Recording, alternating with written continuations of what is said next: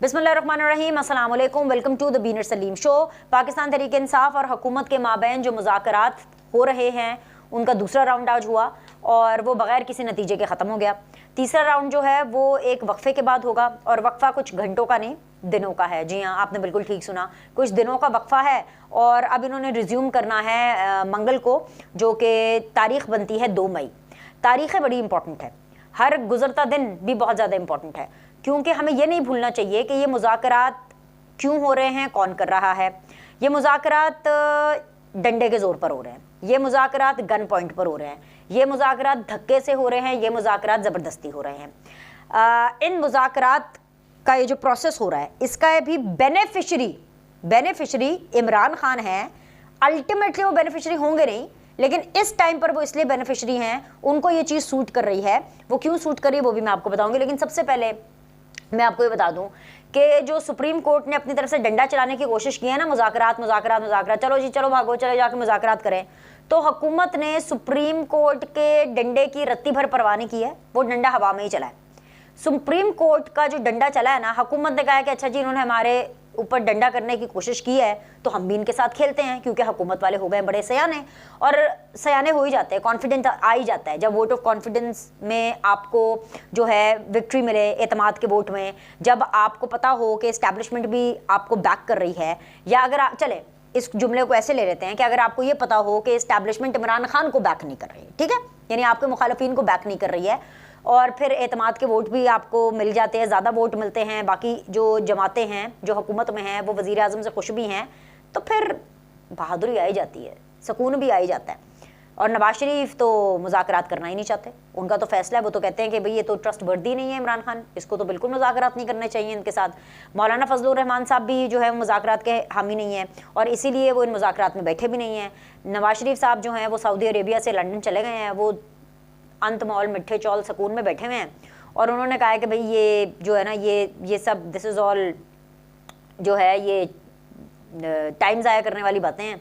और क्योंकि नवाज शरीफ साहब का जो है वो ट्रस्ट बहुत से लोगों पर नहीं है, और उनमें से एक इमरान खान साहब भी है, पाकिस्तान तहरीक इंसाफ भी है। लेकिन जो इस्टेब्लिशमेंट है उससे सबको डर लगता है, क्योंकि इस्टेब्लिशमेंट का अभी भी बहुत ज़्यादा पावा है, अभी भी फ़ौज का बहुत ज़्यादा डर है, और अभी भी फ़ौज की जो है राय को बहुत मानी दिया जा रहा है, बहुत इम्पोर्टेंस दी जा रही है इन तमाम तर सियासी मरहलों के अंदर, ख़ास तौर पे ऐसे टाइम पर जब फ़ौज ये कह रही है कि मुज़ाकरात करने। आपको क्या लगता है कि ये जो हुकूमत है नवाज शरीफ के ना कहने पर भी अगर मुज़ाकरात के अंदर जा रही है, मौलाना फजलुर रहमान साहब के ना चाहते हुए भी मुज़ाकरात में जा रही है, मरियम नवाज़ सऊदी अरेबिया से जब से वापस आई हैं वो हमें नज़र नहीं आ रही हैं, तो वो इसलिए जा रही है क्योंकि ये एक्चुअली शहबाज सरकार का फ़ैसला नो, ये इसलिए ये उन लोगों का फ़ैसला है जो कि इस्टेब्लिशमेंट है, जिनकी ताकत बहुत ज़्यादा होती है और उनसे अभी भी डर लगता है। ज़ाहिर सी बात है कि भाई उनका क्या पता कब वो न्यूट्रल से बायस हो जाए, और आपको क्या पता किस तरफ बायस हो जाए, तो भाई उनकी वजह से धक्के से मुज़ाकरात तो करने पड़े हैं।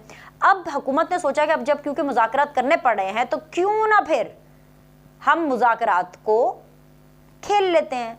तो बेसिकली ये हुकूमत का प्लान है, और प्लान हुकूमत का ये है कि वो डिलेइंग टैक्टिक्स अपनाएंगे, वरना अगर इतना अर्जेंट होता, अगर हुकूमत को इतना डर होता, हुकूमत की अगर बैंड बजी होती एक्चुअली कि बड़ा प्रेशर आ रहा है, हम तो भाई हम पे कंटेम्प्ट भी लग जाएगा, हम तो फारग भी हो जाएंगे, फ़ौज भी जो है वो हमारी बैंड बजा देगी, तो भाई ये छुट्टियाँ ना होती हैं, ये छुट्टियाँ ना होती और प्रेशर लिया जाता। बिल्कुल, मैं सिर्फ आपको एक चीज़ याद कराती हूँ कि जब 126 दिन का धरना चल रहा था और बड़ा प्रेशर था, नवाज शरीफ की उस टाइम पे हुकूमत थी, और इसहाक डार साहब जो हैं उनका मतलब लेवल और स्टेचर बहुत ज़्यादा है, वो बड़े एक डिसेंट और बड़े एक वज़ादार किस्म के सियासतदान हैं, और PMLN के अंदर उनका बहुत ज़्यादा असर व रसूख है। बल्कि अगर मैं ये कहूँ कि नवाज शरीफ का ज़्यादा जो ट्रस्ट है वो बहुत से और सीनियर रहनुमा और इवन शहबाज शरीफ से भी कहीं ज़्यादा अगर इसहाक डार साहब पर है, तो ये कुछ गलत नहीं होगा। तो यही वही डार साहब जो कि आप समझें कि अगर इसहाक डार साहब है तो आप समझ लें कि मतलब नवाज शरीफ साहब आंखें बंद करके उन पर एतमाद करते हैं। तो जो इसहाक डार साहब हैं वो 126 दिन के धरने के दौरान भी जो है ये मीडिएशन टाइप कर रहे थे, क्योंकि उस टाइम पे राहिल शरीफ साहब थे और ये मीडिएशन हो रही थी। कभी ताहिरुल कादरी के कंटेनर के बाहर 2 मिनट 3 मिनट वो जितनी देर में दरवाज़ा खुलना होता था खड़े होते थे, आप समझ रहे हैं। तो ये वो प्रेशर होता था कि गैस की प्राइसेस जो होती थी वो इंक्रीज़ नहीं होती थी, ये होते हैं वो प्रेशर वाली चीज़। ये अभी ये हुकूमत है मज़े में, और ये हुकूमत जो है वो मज़े ले रही है पाकिस्तान तहरीक इंसाफ के और इमरान खान साहब के मुज़ाकरात खेल करके, क्योंकि ये मुज़ाकरात आई वॉश हैं। अब दो जो हैं वो प्रपोजल्स थे आज के दिन। वो प्रपोजल्स ऑफिशियली मीडिया को तो नहीं बताए गए, लेकिन आपको पता है कि खबर छुपती नहीं है। तो जो दो प्रपोजल हैं, एक हुकूमत का प्रपोजल ये है कि चलें ठीक है, अब आप हमारे साथ बैठ गए हैं और तो ऐसा करते हैं कि 16 सितंबर के बाद किसी भी टाइम पर हम इलेक्शन कर सकते हैं। वैसे तो हुकूमत 8 अक्टूबर को इलेक्शन कराना चाहती है, जो कि वो अनाउंस कर रही है, लेकिन 8 अक्टूबर को भी इलेक्शन नहीं होने, 14 मई को भी नहीं होने, 8 अक्टूबर को भी नहीं होने, ठीक है। लेकिन अभी जो चल रहा है हम उस पर बात करते हैं, फिर आहिस्ता आहिस्ता जैसे जैसे दिन गुजरते जाएंगे, तारीखें आगे आती जाएंगी, हम आपको बताते जाएंगे। तो अभी के लिए आप ये बड़ा जो पर्सपेक्टिव है ना, जो फुल पिक्चर है, वो आप रिकॉर्ड कर लें कि इंतखाब 8 अक्टूबर को भी नहीं होने, ठीक है। अब ज़रा हम आ जाते हैं डे टू डे वाली बात पे। अब जो प्रपोजल आया वो ये था, हुकूमत ने कहा कि देखें हमने बजट देना है और बजट जो है वो बहुत ज़्यादा ज़रूरी है और मुल्क जो है वो ऑलरेडी इंस्टेबिलिटी उसमें काफ़ी ज़्यादा है, आप इन बातों को समझें। तो ऐसा करते हैं कि 17 सितंबर के बाद हम कभी भी इलेक्शन करा लेते हैं, आप कोई डेट सेलेक्ट कर लें। पीटीआई का प्रपोजल ये है कि भाई हमें जो इंतखाबात है ना वो आप हमें जुलाई में दे दें, और पीटीआई की जो डेट्स हैं वो है मिड जुलाई या एंड ऑफ जुलाई, ठीक है। यानी आप हमें कोई 9 से 16 जुलाई के बीच में 9 तारीख दे दे, 9 जुलाई के इलेक्शन करा लेते हैं 16 जुलाई का।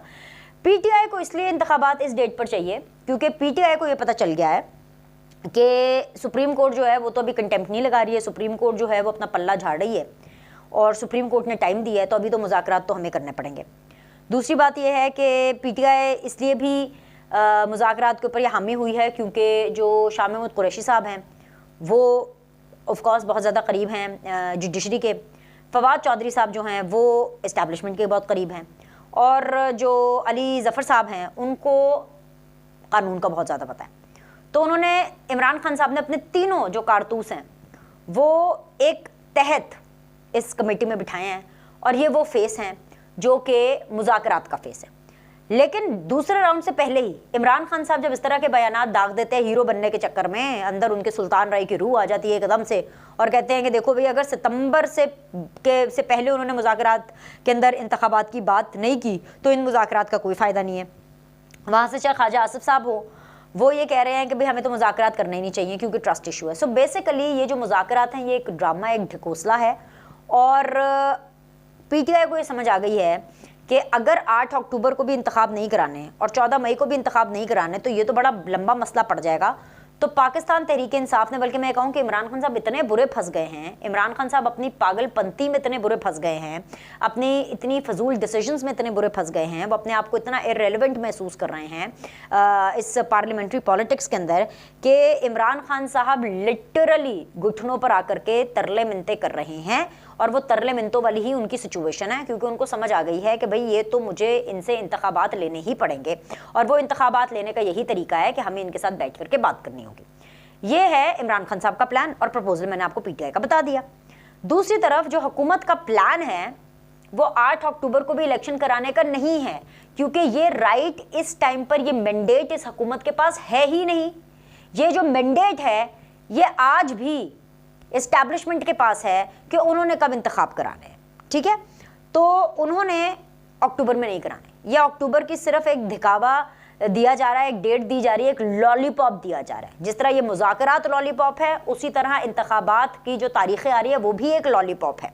लेकिन इंगेज तो रखना है क्योंकि भाई डंडा तो पड़ रहा है, हुकूमत के सर के ऊपर एक तलवार तो लटक रही है। तो हुकूमत ने कहा कि ठीक है जी, हम इनके साथ खिलवाड़ करते हैं। अब इमरान खान साहब की इतनी बुरी हालत है कि उनके दिल के अरमान जो हैं वो आंसुओं में बह गए हैं। मतलब उन्होंने ज़िंदगी में बड़े यू टर्न्स लिए, आगे भी वो लेंगे अल्लाह के फजलो करम से इंशाअल्लाह ताला। मेरे ख्याल से बुशरा बीबी साहिबा ये जो चिल्ले भी काट रही हैं वो इमरान खान साहब के यू टर्न्स के लिए ही काट रही हैं कि भाई मेरा जो सर का साईं है ना, मेरे जो सर का ताज है, वो यू टर्न लेता रहे लेता रहे लेता रहे, ठीक है। और इसीलिए भाई चिल्ले काटे जा रहे हैं। मगर जो इमरान खान साहब के दिल के अरमा आंसुओं में बह गए हैं वो इसलिए बह गए हैं क्योंकि पहले इमरान खान साहब ने इस्तीफ़े देने थे और फिर इस्तीफ़े मंजूर करवाने के लिए वो अदालत में गए। आप सुनते जाए। उसके बाद जी इमरान खान साहब ने यू टर्न ले लिया और उन्होंने कहा कि भाई अब इस्तीफ़े हमने मंजूर नहीं कराने, नेशनल असेंबली वाली बात कर रही हूँ। उसको ना मंजूर कराने के लिए फिर दोबारा अदालत में गए। फिर अदालत ने कहा चलो नसो चलो भागो, चलो फटाफट भागो यहाँ से। जो वहाँ पर आपका स्पीकर है नेशनल असेंबली का, वो डिसाइड करेगा कि क्या होना है। सुनते जाएं, रुको ज़रा, ठहरो ज़रा, सुनो, अभी बात ख़त्म नहीं हुई है। उसके बाद क्या हुआ कि जी जब इस्तीफे मंजूर कराने के लिए गए, फिर उसके बाद उनकी मंजूरी को रुकवाने के लिए अदालत गए, फिर उसके बाद जब देखा कि अभी ये भी कुछ नहीं हो रहा तो फिर ज़बरदस्ती धक्के से असेंबलियाँ तोड़ी। पंजाब की और खैबर पख्तूनख्वा की असेंबली को तोड़ा गया और उसके बाद अब इमरान खान की सियासी जिंदगी का सबसे बड़ा यू टर्न, इसके बाद तो वाकई मैं कहती हूँ बुशरा बीबी का चिल्ला बनता है, वाकई बनता है। मतलब बुशरा बीबी को तो फाके होकर के चिल्ले काटने चाहिए, क्योंकि इमरान खान साहब ने तो अखीर ही कर दी। मतलब कहते हैं ना कि तौबा तौबा करा देती है हुकूमत ने, इमरान खान साहब से तौबा तौबा करा देती है कि भाई आज के बाद इमरान खान साहब कहते होंगे मेरी 7 नस्लों में कभी कोई असेंबली नहीं तोड़ेगा, क्योंकि इमरान खान को इलेक्शन चाहिए। वो बोर हो रहे हैं घर में बैठे बैठे भाई, वो आना चाहते हैं पार्लियामेंट में और उस चीज़ को एंजॉय करना चाहते हैं। तो अब असेंबली बहाल करवाने के लिए अदालत में जाने का सोचा जा रहा है।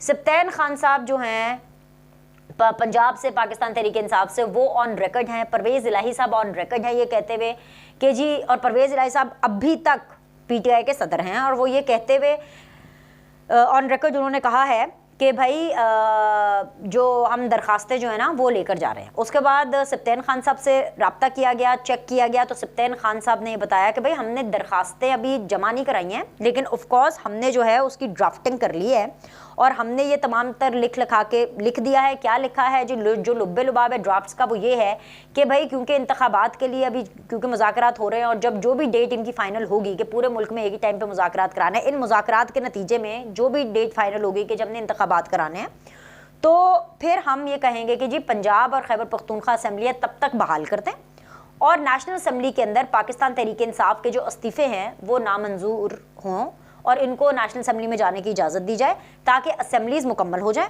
और सब फिर हंसी खुशी रहना शुरू हो जाए।